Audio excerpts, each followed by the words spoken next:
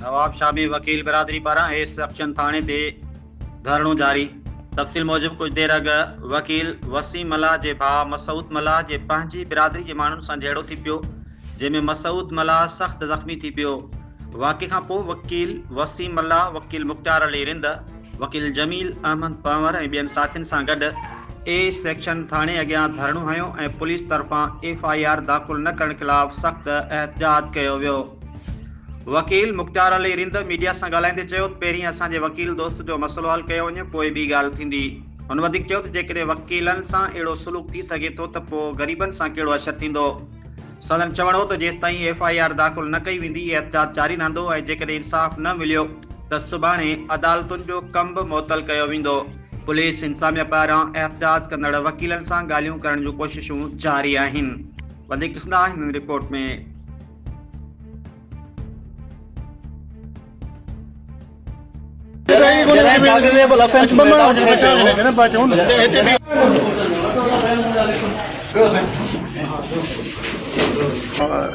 मौक़िफ़ जेको आहे मां एडवोकेट मुख्तार रिंद, असांजे दोस्त आहे वसीम मल्लाह साहब, हिन सां मसइलो थियो आहे। हिन जे जेका असां हिमायत में असां आया आहियूं, जवाबदार गिरफ़्तार कोन था थियनि। SHO हींअर ॾिसो त पूरी नफ़री लाइ किथे आहे, SHO कोन्हे, वॾो मुंशी कोन्हे, असांजा वकील साहब वेठा आहिनि। असांजो इहो मुतालबो आहे त हिन जे ख़िलाफ़ FIR दाख़िल करे उहे गिरफ़्तार कयो। न कंदा असां पंहिंजो अॻिते लाइमल ॾींदासीं। असां सुभाणे कोर्ट बि बंदि कंदासीं, रोड बि बंदि कंदासीं। तेसि ताईं FIR न थींदी तेसि माण्हू गिरफ़्तार न थींदा। खणी केतिरा बि बासर माण्हू आहिनि, पर असांजे वकील कम मथे न आहिनि। असांजो पहिरियों जेको आहे राइट आहे असांजे वकील जे जेको आहे हक़ में हुनजे ख़िलाफ़ FIR थिए, माण्हू गिरफ़्तार थियनि, न त असां इंशाअल्लाह सुभाणे कोर्ट बि बंदि कंदासीं ऐं असां कोर्ट बंदि करणु ॼाणूं था। तव्हांजे बयान मां इहो पियो अचे त वॻो ताक़तवर धोरा पोइ तव्हांखे लॻे थो त पुलिस FIR कंदी? पुलिस कीअं FIR कंदी? असां FIR कोर्ट खोलण कोर्ट मां कराईंदासीं, कोर्ट मां असां FIR कराईंदासीं ऐं जेको आहे ईअं असां जिते जेसिताईं असां वेठा आहियूं हुते FIR कराए पहुचंदासीं। तव्हां SHO सां राब्तो कयो आहे? SHO सां राब्तो कयो, असांजे जॉइंट सेक्रेटरी आहे जमील पंवर साहब, उन राब्तो कयो, हुन सां अचूं था ऐं FIR कयूं था। हींअर कंदा? हा इंशाल्लाह।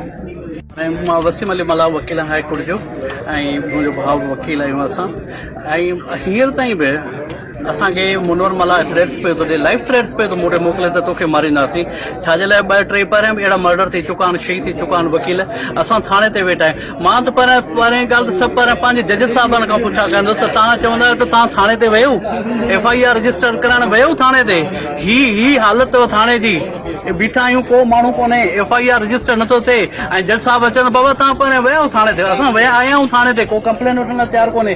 असां वकील आहियूं, लॉ नोइंग वेठा आहियूं, लाइफ थ्रेट्स अञा मिलनि पई, पर असांजी FIR रजिस्टर न पई थिए।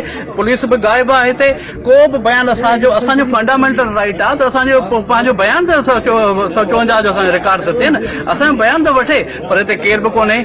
ऐं जज साहिब बार बार चवंदा हा वञो तव्हां थाणनि ते वञो बयानु वठो। हीअ हालत अथव। जज साहिब तव्हांखे मां ॿुधायां थो, हीअ थाणे ते को बयानु वठण लाइ तयारु कोन्हे हो। हे ग़रीब माण्हू किथे पहुचंदा हूंदा, थाणे उन्हनि सां त मिलंदा ई कोन हूंदा। असां त लाइन में हिते वेठा आहियूं, वकील वेठा आहियूं हिते, पर बयानु वठण लाइ तयारु कोन्हनि। वेठा हूंदासीं, सॼी राति वेठा हूंदासीं, सुबुह इंशाअल्लाह दोस्तनि जो सलाह मशवरो सां वर्क सस्पेंड कराईंदासीं। अकेले सिर पाण बि धरणो हणी आॾो गेट ते इन एहतिजाज में मां वेहंदुसि जेसि ताईं FIR रजिस्टर नथी थिए, जेसि ताईं जवाबदार कल्प्रिट्स गिरफ़्तार नथा थियनि। ख़ासि तौर ते मुनवर मल्लाह मूंखे बार बार मैसेज मोकिले थो तोखे मां माराईंदुसि, छाकाणि हू बासर शख़्सियत जो भाउ आहे। चए थो तुंहिंजी FIR रजिस्टर न थींदी। मां पंहिंजे भाउ सां ॻाल्हाए छॾियो आहे, उहो होम मिनिस्टर जो जेको PS आहे उहो FIR न करणु ॾींदो। असां वेठा आहियूं अञा ताईं, वाक़ई असांजी FIR रजिस्टर न पई थिए। मुनवर मल्लाह जो चवणु आहे, प्रेस बयान उन्हनि जारी कयो आहे त असां जेकॾहिं CCTV में आहियूं त असां सभिनि ते FIR कयो, असांखे क़बूल आहे। कंहिं धके आहिनि, कंहिं असां ते FIR कया आहिनि, हले उते दुनिया वेठी आहे, उते कढ रहियूं था। इन ते धक हया आहिनि या न हया आहिनि?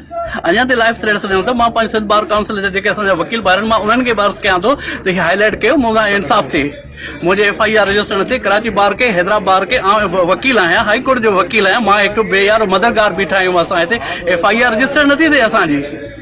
त हिते ना मां हिते मिसकिन माण्हुनि सां छा हालत हूंदी असांजी? हू ॾाढो मुड़ुसु आहे, हुनजी फोन ते हाणे हू अचनि था त हुन सां 2-3 पुलिस वारा गॾु पिया था हलनि ऐं असांजी FIR रजिस्टर नथी थिए। फंडामेंटल राइट आहे मुंहिंजो बयानु वठे, जवाबदार अरेस्ट थियनि, तेसि ताईं मां न उथंदुसि। मां हिते वेठो हूंदुसि धरणो हणंदुसि।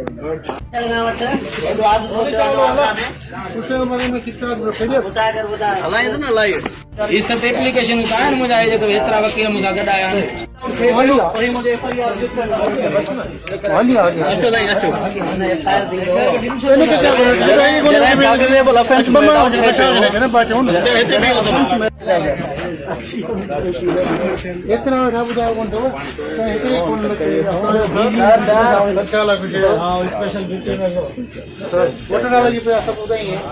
असां हलूं था असां बस थोड़ी देर उते चौक ते बीहंदासीं साहब के साहब आसिफ साहब के सलूट कंदासीं हुकुम का क्या करो हां FIR करा FIR साजी को थोड़ो एप्लीकेशन डायरेक्ट कर सही का एप्लीकेशन करा छाजी एप्लीकेशन